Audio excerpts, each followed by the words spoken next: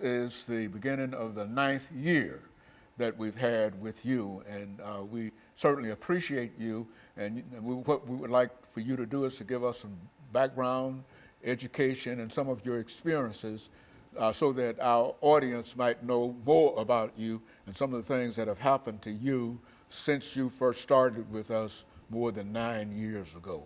Let's do it from that perspective. Well, Dr. Haney, I am in the 11th grade. I go to the Nashville School of Arts, where my specialty is music. I play trumpet and French horn and piano. I do jazz band, classical, and marching band with the Pearl Cone Marching Band in North Nashville. Growing up, I loved music, and I still do, but I also had a pull towards politics. I've always enjoyed learning why our government is set up the way that it is and why laws are established and the process that we go through to get said laws established. And I've always wanted to have a say-so in things, and so my dream is to be a political commentator.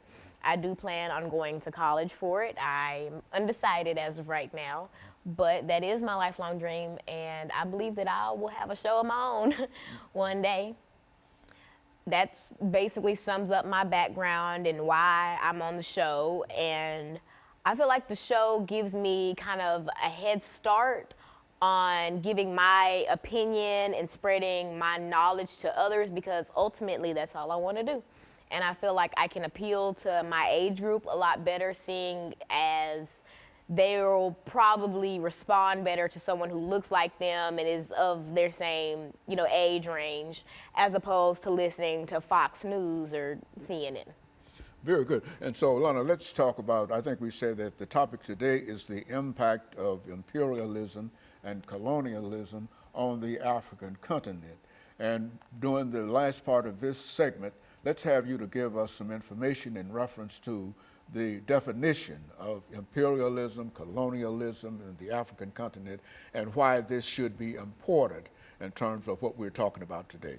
Well, imperialism and colonialism are often confused. Most people think that they're interchangeable, though they are not.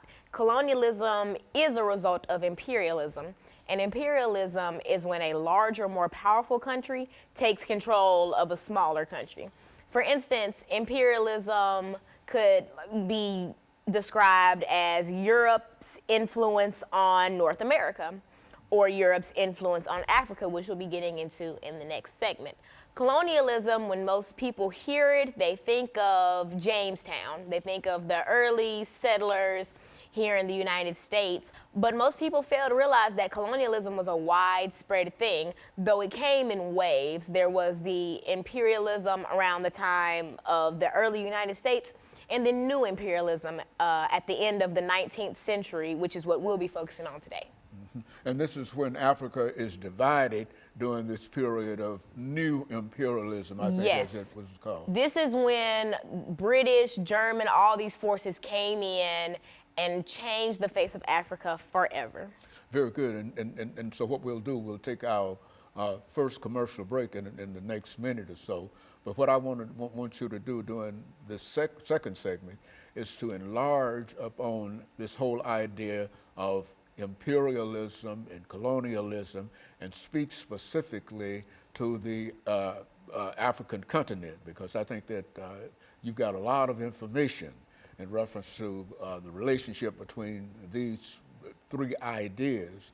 And what I'd like for you to do is to demonstrate to me, because I was somewhat reluctant to talk about this as a topic with you this morning, but I think you've demonstrated that you've got some good information in reference to it and that you're ready to prepare to deliver it. So when we take our first commercial break, we'll come back and we'll give you an opportunity to go full force into telling the audience of the impact of imperialism and colonialism on the African continent. And of course, we'll be back with our audience following this very, very short commercial break.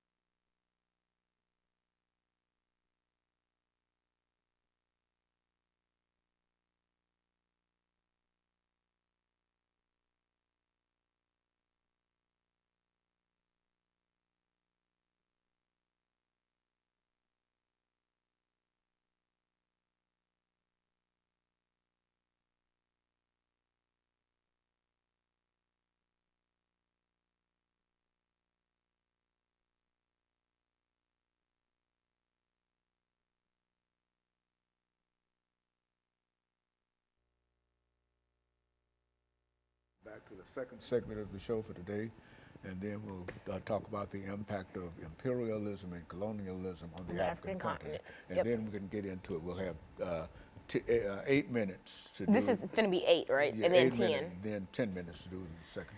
Got it. I think that I'm going to make this segment like leading up to imperialism, and then the 10 minutes like during and after. Okay, yeah, Okay, well, yeah. however you want to do it. Okay.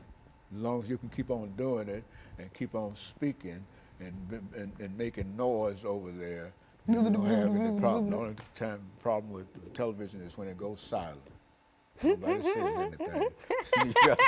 See, because that's You when don't have that problem that's with when me. people start and look, start running. For they'll be listening in bed, and they sit up and. It's gone silent. Oh, you know, man. television don't go silent. No talk show. But I think this is a good show. It's demonstrating we got some knowledge and some information that. Did you hear my neck pop? What? Did you hear me pop my neck? Was that your neck? Yeah. I thought that was you. Let me see. Well, I already did. What, you pocket? I just like that. Yeah. Yeah, well, no.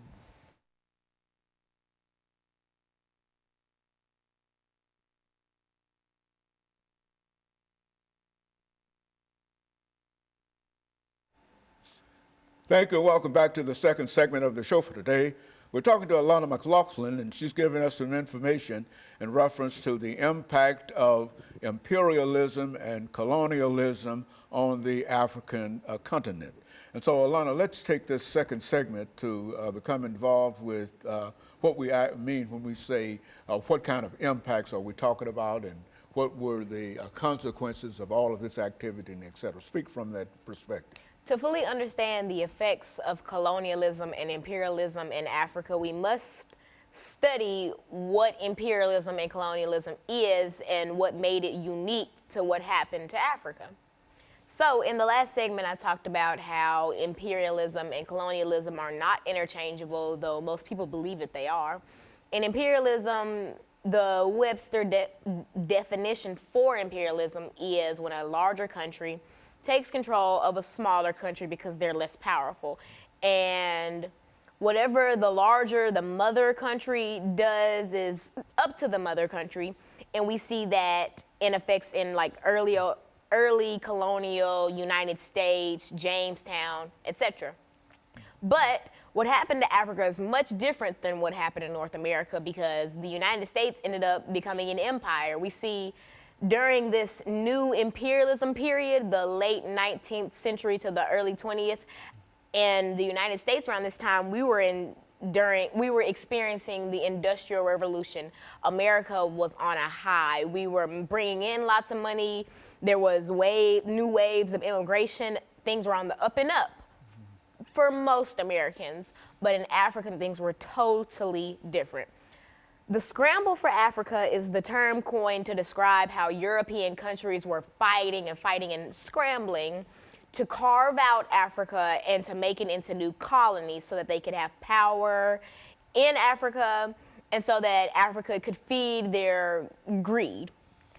Now, the Scramble for Africa had 3 different categories that all made it come together. The first was economic. Now, like I mentioned, the Industrial Revolution was going on during this time period, and not just in America, but also in Europe.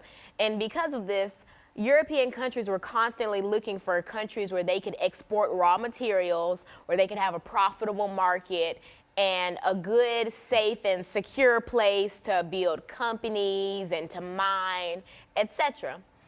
And so they immediately thought Africa and Asia, but Africa obviously got a more negative effect of imperialism.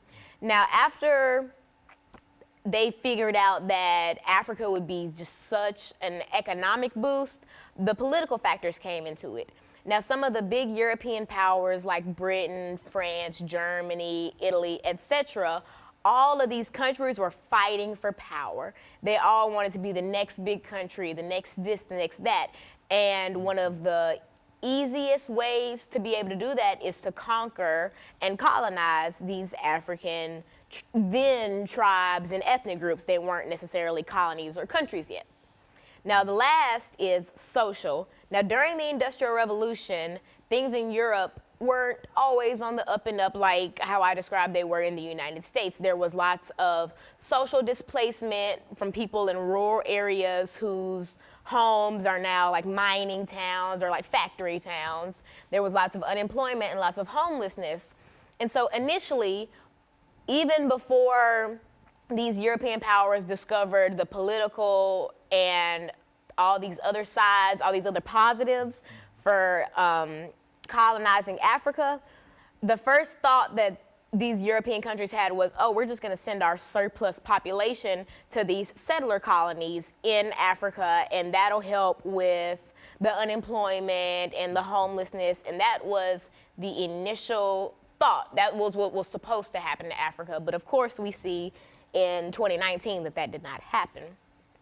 Now, German Chancellor Otto von Bismarck, he kind of knew that since the scramble for Africa was so intense that there would be conflict.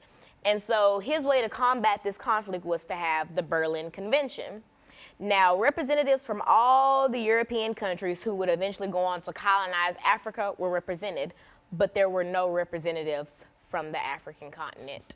And that's going to prove detrimental very, very soon. But in this convention, in this conference, the Berlin Act was birthed, and that basically was a guideline of how to rule the Africans, how to tame them, what to do, how to work with the natives, et cetera, and et cetera. But of course, it was not very accurate because there was no one from Africa present at this. And the biggest thing that came out of the Berlin Convention was the fact that these European powers sat with a big map of Africa and carved out new countries in Africa. So that's how the modern day face of Africa, that's how that came to be. So now that Africa's carved out and now that they have a plan for Africa, they start to put it into action. These European powers are coming over, basically telling these tribes and these groups that, you know, you're under our jurisdiction now. And new imperialism and the Industrial Revolution, this came almost immediately after the end of slavery. And so now the Africans are worried. They're like, slavery just ended and now we're just being re-enslaved in our own homes. And that was the beginning of the horrible, horrible impact that imperialism had on Africa. And so in a real sense, the slave system, the slave trade, had decimated the African population, but as that population came back, there was a new wave, a new desire on the part of Europeans to do other things with Africa, to enslave Africans on their own continent. Because at the end of the slave trade, which was highly profitable, these European countries were looking almost immediately for a new way to bring in profit.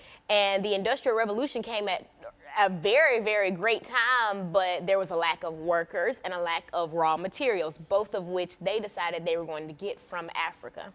Good, very good. And of course, Alana, what we'll do, we'll take our second commercial break, but I do want you to understand that I thought that the information that you gave in reference to that sort of highlighted it, and I'm pleased with the activity that you did in bringing that part of us together.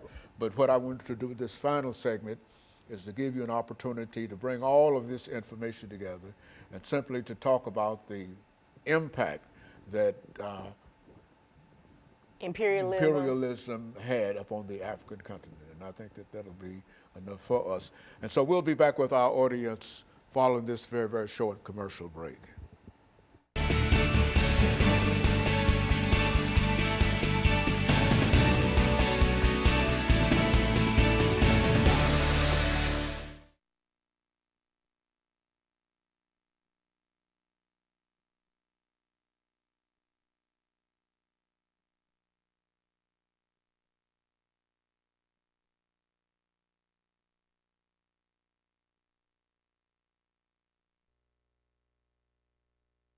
Because sometimes I don't have anything to say in reference to it. So,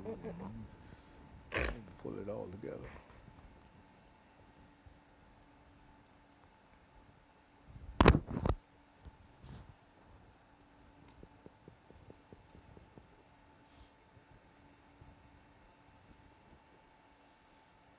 Now, what the next show is for Walker? Walker? Is that Walker? What time do you think we'll be done? Around 2? Around 2:30 or somewhere. I gotta be at the church at 5, so we'll come home and then go back.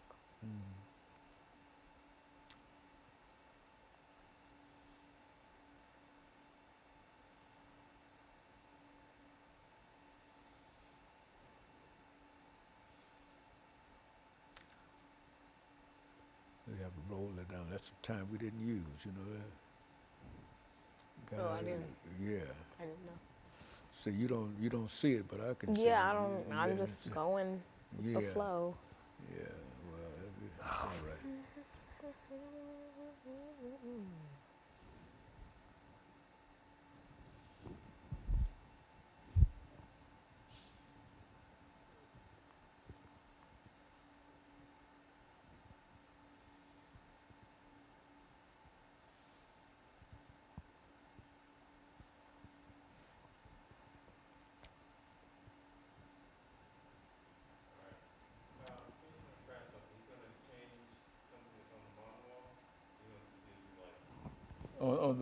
On the wall? Yes. Okay. You like that more? Is it gonna say we'll be right back? Like, This is not the original. no. Okay, so you know how we were having the problem that big thing was kind of cut off? Well, he just put another one up there. And so now you can see the full comments with Dr. James Haney. So do you want to keep that? Let's keep that. Yeah, let's keep that. Okay, this is the last segment, 10 minutes.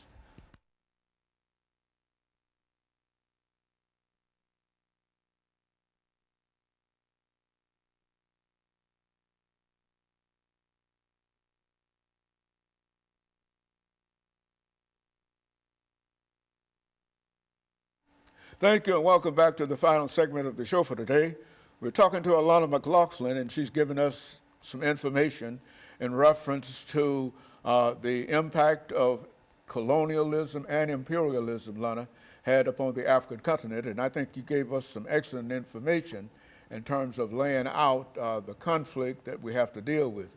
But let's take the last 10 minutes of this program to give you an opportunity to develop this idea of the impact and the reasons for some of the things that we're talking about here.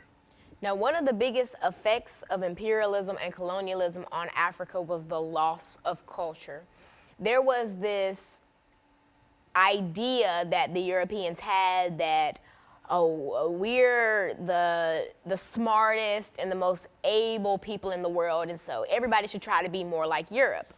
And so after carving out Africa at the Berlin Convention, these powers believed that they were going to take their Western ideals and Western culture and Western language and throw it onto Africa, which in turn stripped Africans of their native tongue and their native clothing and their way of life before they were disturbed.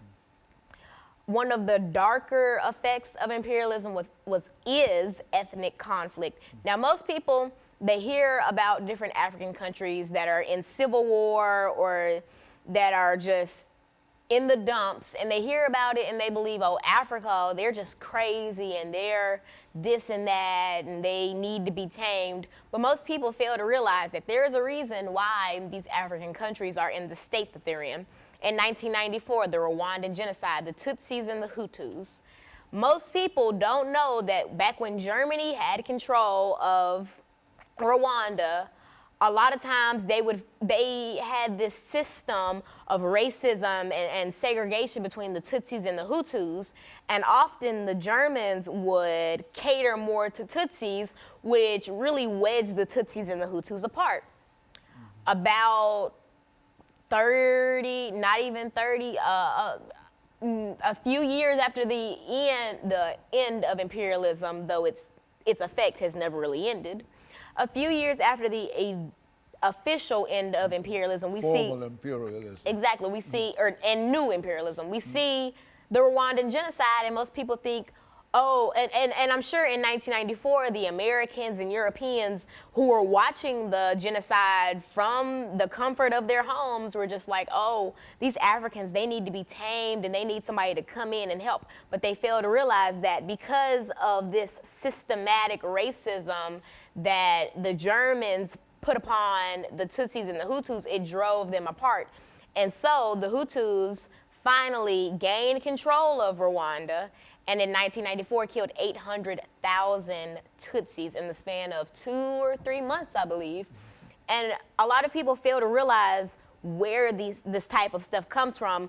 For instance, in the Congo, they're in civil war right now. A lot of people don't understand why they're in civil war or what's happening or why the M23 has control of the Congo, but it all stems back from imperialism. It stems back from pitting these countries against each other. It stems from ripping them out of their homes, forcing them to work, forcing them to find shelter in these gangs, in these groups, in these terrorist groups, forcing them to compete with Europeans for a way to live. We see in the Virunga State Park, which is home to the rare mountain gorillas in the Congo is currently under the control of the M23, and the state park is struggling to stay open while there are powers that are coming in that are trying to mine in the park, though mining is illegal in the park, and that are trying to take away the livelihood of these people. And it just makes me sick that so many outsiders don't realize that Africa as a whole, the continent, did not choose to be the way that it is. And it certainly did not choose to be portrayed the way that it is. And so I feel like it is my duty on the show to be able to bring a different insight into stuff like this, because I know that once I first learned about the Rwandan genocide, it scared me. I thought, how could people be so cruel to each other? Then I realized people aren't naturally just that cruel to each other. There's some type of outside, interference, and I realized that was Europe. That was people coming in and pitting these countries together. Oh, when I mentioned in the last segment that at the Berlin Convention there were no representatives from Africa there, when they were carving out what the countries, all these borders and whatnot, oftentimes they would separate ethnic groups and tribes that were allies, that had similar like farming techniques or agricultural techniques, that would split up these countries and then put them, or they would make a new country or like a new colony with ethnic groups that didn't really get along with each other, that had different ways of life. For instance, with the Tutsis and the Hutus, I want to say that the Hutus tended to be more cattle herders and the Tutsis were more workers. And so Germans would often favor the Tutsis because this was during the Industrial Revolution, and they would put those people in the industries, while the Hutus were people who should have been around more cattle herders and should have been around people who had a similar, way of life as them. And all these little things caused the major problems. Ethnic conflict is still going on in Africa. There are some conflicts that are still going on from the period of new imperialism. Like I mentioned with Rwanda, a lot of the Hutus who were killing Tutsis in Rwanda fled to the Congo. And now we see that the Congo is in civil war. And it's honestly just, it never ends. It's like the domino effect. You come in and you tip this domino, and then all these people are affected and they go on to affect other people, and it never ends. And so when people say that, European powers need to come in and tame Africans, or when Americans say that they need to be Americanized so that they're civilized and so that they can work together, it's not their fault. It is purely because people came into their home, stole land from them, and left them. They took the raw materials from Africa. They took so much gold, ivory, etc., stuff that they were originally trading, but Europe became greedy and they figured, I don't want to trade, this just should be mine. And so they came and they stole land, they stole culture, they stole resources, and they stole happiness. I mentioned in the last segment that new imperialism and the Industrial Revolution came pretty close after the end of the slave trade. These people were already being uprooted from their homes and shipped overseas to work for people who didn't care about them in the slightest. And now there's another form of slavery, but just from the comfort of their own homes. And that's not right. And I feel like a lot of countries, other continents failed Africa. We as Americans failed Africa because even in 1994 during the Rwandan Genocide, it was televised. How did we allow that to go on for 2-3 months, allow 800,000 Tutsis to be slaughtered with clubs and machetes and be beheaded and kidnapped and recruited into all these militant groups? I feel like the country and our ignorance towards the problem honestly allowed a lot of this stuff to go on. And this is not the first instance of America letting something go on. And this is not the first instance of America turning a blind eye to colonialism. We see that with the natives. We took their land, started the reservation policy, and in reality uprooted them from their native lands, tried to Americanize them, and then just left them to